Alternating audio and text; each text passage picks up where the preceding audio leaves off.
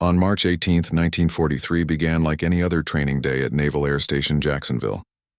Lieutenant Commander James Flatley watched his dive bomber students climb into their SBD Dauntlesses, the same aircraft that had turned the tide at Midway 9 months earlier. But something was wrong with the numbers. Over the past 6 weeks, Flatley had lost more pilots to training accidents than he'd lost in actual combat during the entire Guadalcanal campaign. The pattern was unmistakable and terrifying. These weren't novice mistakes or mechanical failures. Experienced pilots, men who'd already survived combat missions, were flying textbook perfect dive bombing runs right into the ocean. The reports from other training bases painted the same disturbing picture. At NAS Corpus Christi, at NAS Pensacola, at fields across the country, dive bomber pilots were dying in a way that made no tactical sense. They'd roll inverted, pull through into their dive, hold the perfect 70-degree angle that Doctrine demanded, track their targets flawlessly through the bomb site, and then simply fail to pull out. No radio calls indicating distress. No erratic maneuvering suggesting control problems. The aircraft would hold that steep dive angle past the release point, past the safe pull-out altitude until physics made recovery impossible. Crash investigators would find the control surfaces intact, the engines running perfectly, the airframes undamaged except for the catastrophic impact. It was as if the pilots had fallen asleep at the worst possible moment, but they hadn't fallen asleep. What was happening in those cockpits was far more insidious than fatigue. The Navy's Bureau of Aeronautics had been receiving troubling field reports since late 1942, but the scale of the problem only became undeniable when squadron after squadron began losing pilots to what the official reports euphemistically called failure to recover from dive. The phrase masked a harder truth that nobody wanted to confront. The dive bombing technique that had won the Battle of Midway was killing the men who'd mastered it. The very precision and discipline that made dive bombing so devastatingly accurate against Japanese carriers had created a physiological trap that human biology couldn't handle. Commander Flatley started comparing notes with other training officers, and a disturbing consensus emerged. The pilots who were dying weren't the sloppy ones who cut corners or the reckless ones who pushed beyond their limits. They were the precise by-the-book aviators who followed Doctrine, exactly as written. The ones who held their dives to the last possible second to ensure maximum accuracy. The ones who'd internalized the brutal mathematics of dive bombing. Every 100 FT of extra altitude at release meant dozens of feet of potential missed distance on the target. Against a maneuvering warship, that missed distance could mean the difference between a hit and a wasted bomb. So these pilots had trained themselves to wait, to hold that screaming dive, to keep the target centered in their sights until the absolute last moment before pull-out.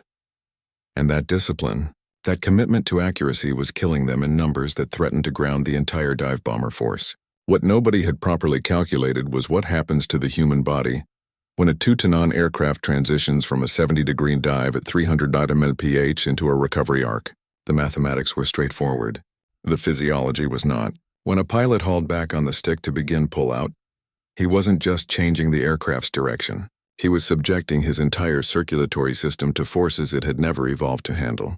At the bottom of a typical dive bombing pull-out, pilots experienced between 5 and 7 Gs, meaning their blood suddenly weighed 5 to 7 times its normal weight. That blood, obeying the merciless laws of physics, strained away from the brain and pulled in the lower body and legs. The sequence happened faster than conscious thought could track. First came the loss of peripheral vision, what pilots called grayout. The edges of the visual field would fade to a colorless fog as the retinas, starved of oxygen-rich blood, began shutting down from the outside in. This happened at around 4 Gs and gave the pilot perhaps 2 seconds of warning. Then came tunnel vision, where only the center of the visual field remained functional, shrinking to a narrow circle that made reading instruments nearly impossible. At 5 Gs, most pilots would experience complete blackout, total loss of vision while remaining technically conscious. At 6 Gs and above, consciousness itself would slip away. The brain, receiving perhaps 30% of its normal blood flow, would simply shut down to protect itself. Here's what made dive bombing so treacherous. The entire pull-out maneuver took between 4 and 6 seconds from initiation to wings level flight. But Gindu blackout could begin in less than 2 seconds, and complete unconsciousness could follow within 4. The timing was catastrophic. A pilot would begin his pull-out, feel the G-forces building, sense his vision starting to narrow, and then his conscious mind would vanish precisely when he needed it most. The control stick would go slack, the pullout would halt halfway through its arc, and the aircraft would continue its dive into the water with an unconscious pilot at the controls. Even worse when the G-forces finally released, either because the aircraft entered a terminal spiral or simply because it hit the water. Consciousness would sometimes return in that final second, giving the pilot just enough awareness to understand he was about to die. The Navy's Bureau of Medicine conducted tests at the centrifuge facility in Pensacola, subjecting volunteer pilots to the exact GP profiles measured in dive-bombing pullouts. The results were sobering. When pilots were warned that high G-forces were coming and told to tense their leg and abdominal muscles, a technique that could delay blackout by a crucial second or two, they could maintain consciousness through pullouts that would otherwise knock them cold. But in actual flight during the final seconds of a dive, with the target rushing up at them, with their attention completely focused on keeping the bomb site pipper centered, pilots forgot to perform the anti-G straining. Their conscious minds were too task-saturated. By the time they began the pullout, it was already too late to prepare their bodies for what was coming. The Germans had encountered this exact problem 4 years earlier, and their solution was as brutal as it was effective. In 1939, during the J-87 Stuka's combat trials over Poland, the Luftwaffe lost 7 aircraft in a single week to unexplained dive accidents. Pilots who'd performed flawlessly in training were auguring straight into Polish farmland with their bombs still attached. The investigation revealed that experienced pilots were blacking out during pullouts at rates that made the Stuka operationally unsustainable. But unlike the Americans who would face this crisis years later, the Germans had an engineer named Hans Ulrich Rudd working directly with the design teams at Juners. And Rudd pushed for a solution that removed the human element entirely. By early 1940, every Stuka rolling off the production line came equipped with an automatic pullout system. The mechanism was ingeniously simple. The pilot would set a recovery altitude on a barometric switch before beginning his dive. And when the aircraft reached that altitude, pneumatic actuators would automatically haul the control column back regardless of what the pilot was doing. Even if the pilot was completely unconscious, even if he'd released his grip on the stick entirely, the aircraft would pull itself out of the dive. The system had a mechanical override, a large red handle the pilot could pull to regain manual control. But that override required a conscious decision. If the pilot had blacked out, the automation would save his life without any input from him whatsoever. The results were immediate and dramatic. Stuka loss rates from dive accidents dropped by over 80% within 3 months of the system's widespread deployment.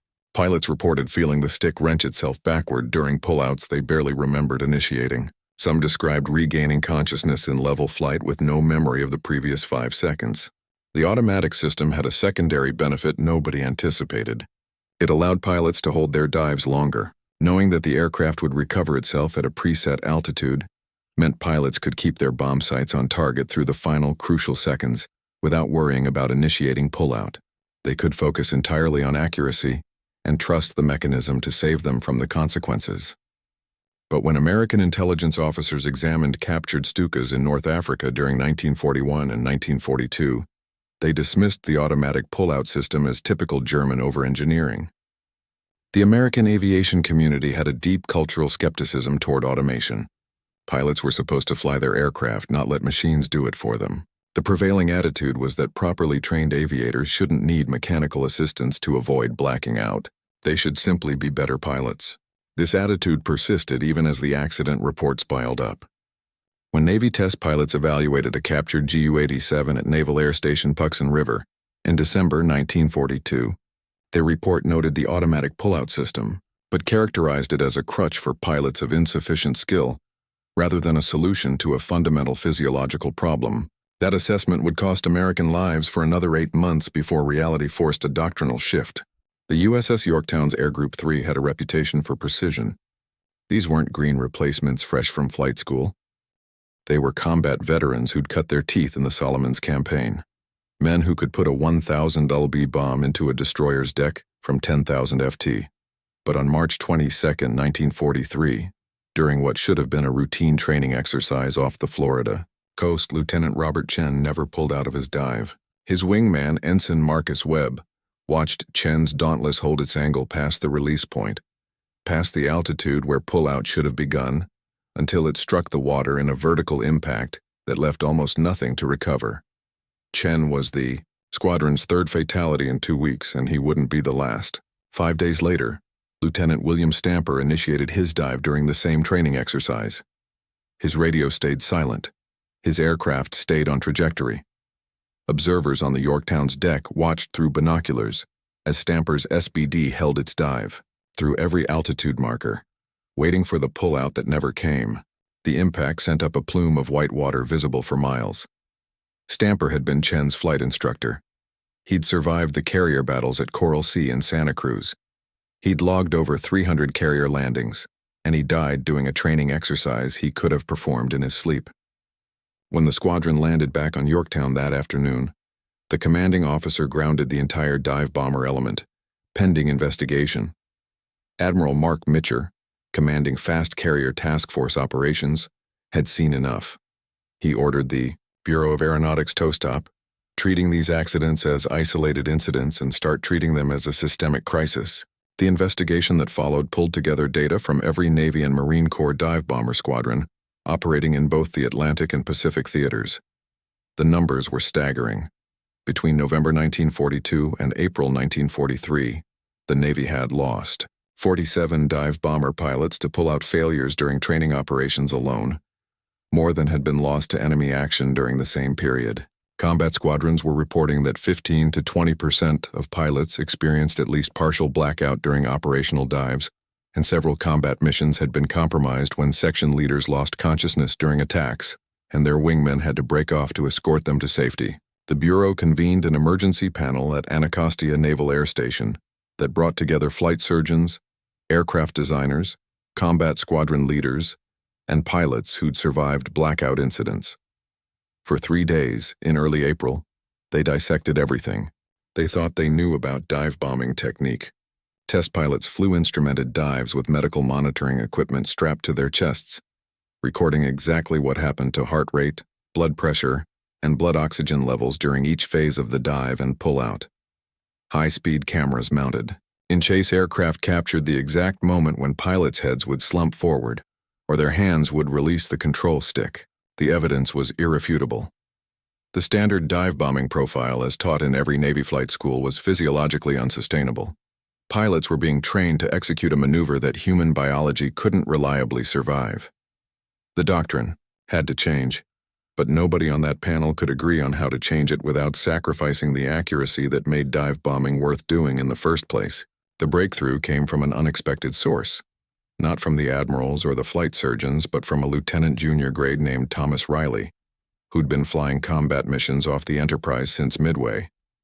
Riley had started doing something that violated every principle of dive bombing doctrine, and he'd been keeping quiet about it because he thought he'd be reprimanded. Instead of initiating his pullout at the prescribed 2500 FT and releasing his bomb during the early phase of the recovery arc, Riley had been holding his dives until 2000 FT, sometimes even 1800 FT, and releasing the bomb at a lower altitude, where the aircraft was nearly vertical.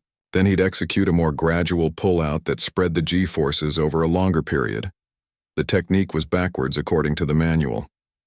You were supposed to release early in the pullout to give yourself maximum recovery time, but Riley's bombing scores were inexplicably better than anyone else in his squadron, and he'd never experienced even a gray out. When Riley finally explained his technique during the Anacostia conference, the initial reaction was skepticism bordering on hostility. A commander from the Bureau of Aeronautics told him flatly that he was lying about his release altitudes because nobody could achieve consistent accuracy from below 2000 FT. The bomb sight calculations didn't even account for releases that low. But Riley had gun camera footage, and when the panel reviewed it, they saw something that contradicted everything they thought they understood about bombing accuracy.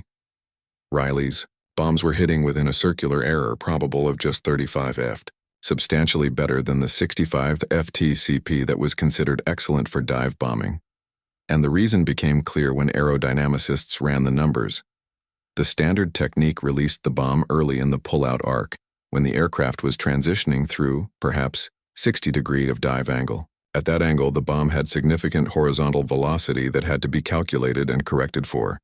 Wind effects were substantial. The bomb's trajectory was a complex parabolic curve that required the pilot to lead the target and account for multiple variables. But Riley's ultra-low releases were happening when the aircraft was still nearly vertical between 75 and 85 degrees nose down. At that angle, the bomb dropped almost straight down with minimal horizontal component. Wind effects were negligible. That trajectory was essentially a straight line from release point to impact point. It was ballistically simpler, and simplicity meant accuracy. The bomb sight math that seemed wrong for low releases was actually perfect.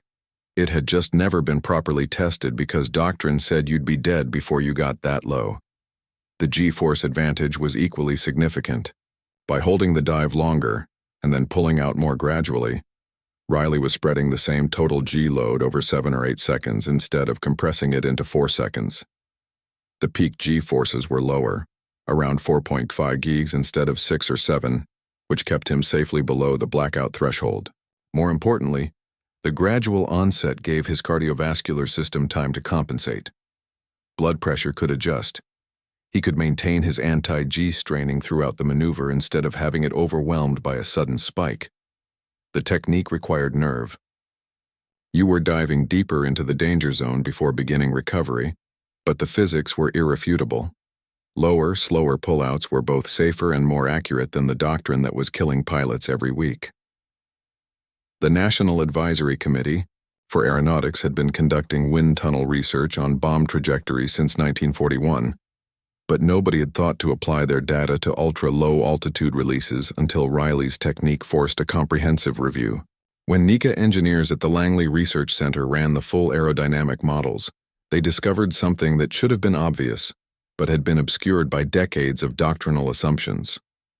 The standard 2500 FT release point had never been chosen for accuracy. It had been chosen for safety. It gave pilots maximum time to recover if something went wrong. But that safety margin had been calculated, assuming pilots would remain fully conscious and capable throughout the pullout. An assumption that was demonstrably false. The wind tunnel data revealed why lower releases produce tighter impact patterns. A bomb released at 2500 FT during a pullout traveled through approximately 180 FT of horizontal displacement before impact. And during that flight time, it was subject to wind drift, air density variations, and the complex aerodynamic interactions between the bomb's stabilizing fins and the turbulent air behind the diving aircraft. Small variations in release timing, differences of just 1/10 of a second, could translate to 15 or 20 FT of missed distance on the target. But a bomb released at 1800 FT in a near vertical attitude traveled perhaps 40 FT horizontally before impact. The flight time was shorter, the trajectory simpler, and the margin for error dramatically reduced. Released timing variations that would cause significant misses at higher altitudes produced negligible deviation at lower altitudes. Combat footage analysis provided the empirical confirmation. The Navy had been collecting gun camera film from every combat mission since Midway, and that footage contained frame-by-frame records of thousands of bomb releases with visible impact points. When analysts went back through the film, looking specifically at release altitudes and corresponding accuracy, the correlation was undeniable. Pilots who released below 2000 FT, whether intentionally like Riley, or accidentally by holding their dives too long, achieved impact patterns 40% tighter than pilots who released at the doctrinal 2500 FT. The lowest releases, those between 1600 and 900 FIT, produced accuracies approaching what had previously only been achieved by glide bombing attacks at much lower speeds. The G-force distribution told the rest of the story using accelerometers installed in test aircraft. Engineers mapped the exact glowing profiles for pullouts initiated at different altitudes. A pullout begun at 2500 FT required maximum back pressure on the stick immediately. The pilot was already running out of altitude, so he had to rest the dive as quickly as possible. That aggressive recovery generated the 6 to 7 G spike that caused blackouts.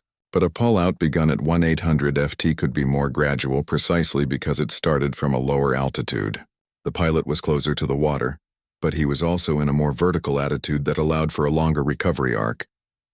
Instead of yanking the stick back, he could apply steady back pressure and roll out of the dive over a longer period. The same altitude change achieved with gentler forces. Peak load stayed below 5 Gs, well within the range where pilots could maintain full consciousness and continue to function effectively. Changing doctrine was one thing. Retraining an entire combat aviation force to do the exact opposite of what they drilled into muscle memory was another challenge entirely. In June 1943, the Navy established an experimental dive bombing school at Naval Air Station Jacksonville under Commander Flatley's direct supervision. The curriculum was rebuilt from scratch around what they were calling the delayed pullout technique, though pilots quickly started referring to it as riding the edge or simply delayed pull. The first challenge was psychological, convincing experienced pilots that flying closer to the water before recovering wasn't suicidal recklessness, but actually the safer approach. The training began with classroom sessions that felt more like physics lectures than the flight briefings. Pilots sat through presentations on G-induced loss of consciousness, complete with charts showing blood flow patterns during high G maneuvers and graphs, correlating G onset rates with blackout probability. Flight surgeons explained exactly what happened to the human visual system when the retinas were starved of oxygen. The instructors made sure every pilot understood that this wasn't about courage or skill. It was about biology. The bravest, most skilled pilot in the world would still black out at 6 Gs if he pulled too hard too fast. The goal wasn't to fight the G-forces, but to manage them, to spread them out over time so the body could adapt instead of shutting down. Then came the instrument work. The new technique required pilots to trust their altimeters in situations where every instinct screamed at them, topple out immediately. Instructors had pilots practice in link trainers, primitive flight simulators where they'd run through dive profiles over and over, while calling out their altitudes continuously. Passing 3,000 holding angle, passing 2,500 holding angle, passing 2,0 sight picture steady 1,800 initiating pullout. The verbal callouts kept their conscious minds engaged and prevented the tunnel vision that led to altitude awareness loss. Pilots practiced until the callouts became automatic, a verbal rhythm that would continue even under stress. The actual flight training introduced the new technique in carefully graduated steps. First flights were practice dives with no bomb load, starting pullouts at 200 TOS FT, just 300 FT lower than the old doctrine. Instructors flew chase and radioed continuous altitude updates. Pilots learned to recognize the visual cues that corresponded to 1800 FT and how large the target appeared, what the horizon geometry looked like, the specific sight picture that meant now. They practiced the gradual pullout, learning to apply steady back pressure instead of yanking the stick. They practiced anti-graining that started before the pullout and continued throughout the recovery. They learned to grunt forcefully with each breath, tensing their leg and abdominal muscles to trap blood in the upper body.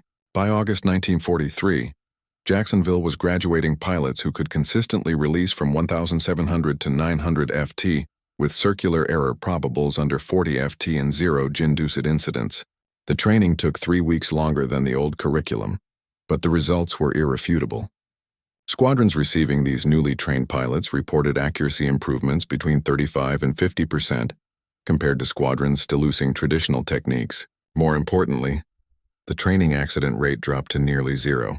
Pilots were still scared. Diving to 1800 FT before pulling out required every ounce of discipline they had, but they weren't dying anymore. The technique worked, and now the Navy had to deploy it across every carrier air group in both oceans before the next major operation.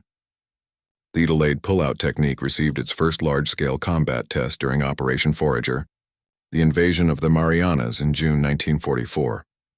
Task Force 58 brought 15 fleet carriers into the Philippine Sea, and every dive bomber squadron had been retrained in the new doctrine over the preceding 8 months. On June 19th, during what would become known as the Great Marianas Turkey Shoot, American dive bombers faced their ultimate validation.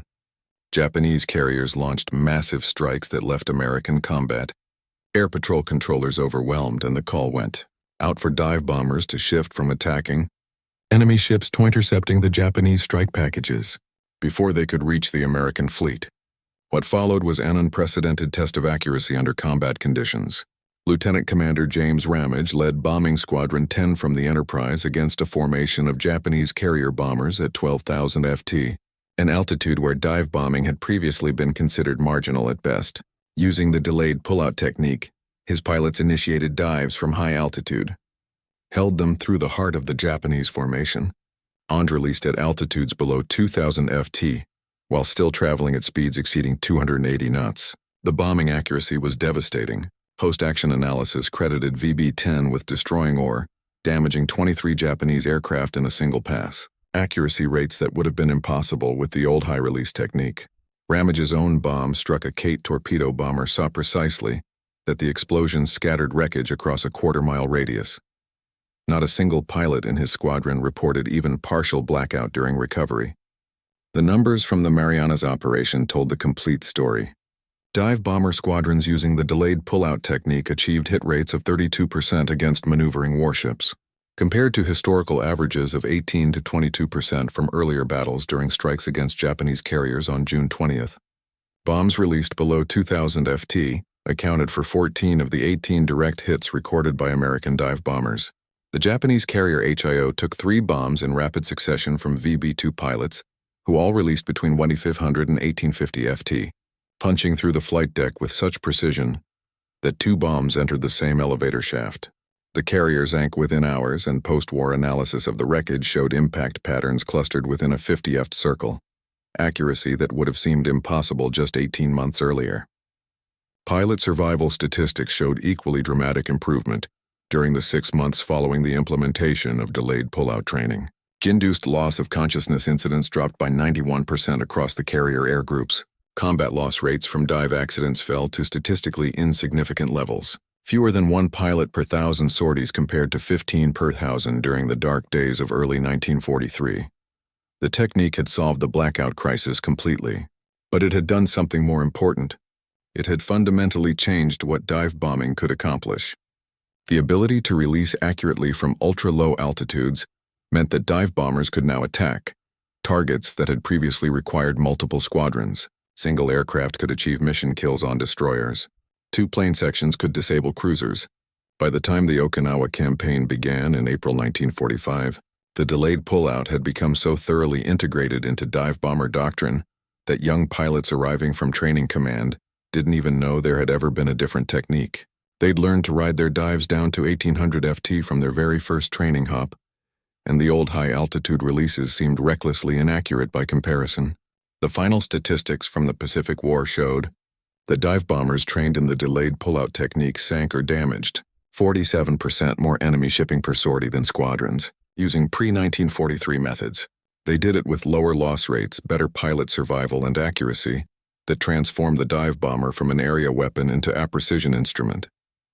The technique that had seemed suicidally dangerous in 1943 had become the standard by which all other bombing methods were measured. The pilots who'd learned to trust physics over instinct, who'd trained themselves to hold those screaming dives just a few seconds longer than every nerve in their body demanded, had rewritten the rules of naval aviation, and they'd done it by learning to pull out late.